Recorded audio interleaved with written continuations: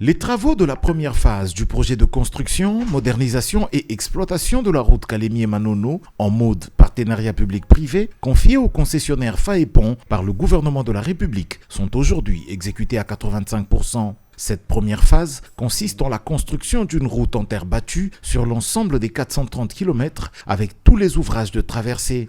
La première semaine du mois d'août 2026, le directeur provincial de la CGT Tanganyika, l'ingénieur Kennedy Sea, y a effectué une mission d'inspection dans le but d'évaluer l'état d'avancement physique du projet, la conformité technique des ouvrages réalisés, ainsi que les travaux restants à exécuter. Le constat indique un taux global d'exécution estimé à 85% pour cette première phase. L'itinérance a également permis l'inspection de 6 ouvrages d'art concernés par une réception technique prochaine, à savoir le pont Kiambi, long de 320 mètres, qui franchit la rivière Luapula et qui est désormais en béton, le pont Mbayo, long de 44 mètres, 2 ponts de 22 mètres et 2 autres de 18 mètres. Les ouvrages visités présentent un niveau d'achèvement satisfaisant et des caractéristiques techniques conformes aux exigences du projet. Les travaux résiduels concernent principalement l'achèvement des murs de protection, notamment sur le pont Kiambi.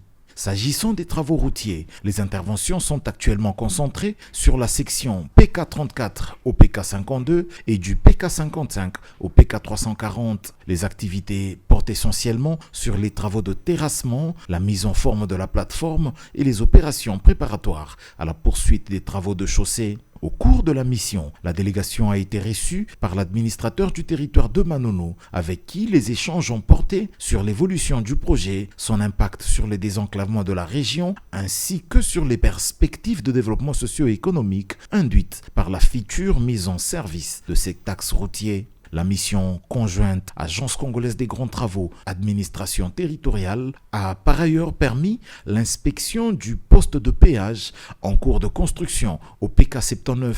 C'est l'un des points de perception des droits de passage sur cette route dont la modernisation interviendra à fin 2026 après la livraison de la première phase prévue pour novembre de la même année. Il faut ici dire que pour réussir la construction de tous les 430 km de cette route, le concessionnaire Faépon a mobilisé 3 sous-traitants à qui ont été confiés les 3 lots de 430 km. CREC 7 s'occupe du PK0 au PK107 et du PK255 au PK300, soit un linéaire total de 152 km avec 43 ouvrages de traversée, dont des dallos, des buses et 2 ponts.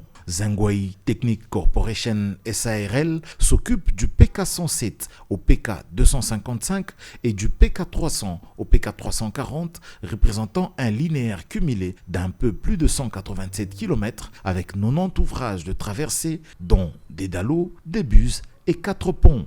L'entreprise Kiayang, pour le lot 3, s'occupe du tronçon compris entre le PK340 et le PK426, soit un linéaire total de 86 km avec 152 ouvrages de traversée, dont des dallos et des buses.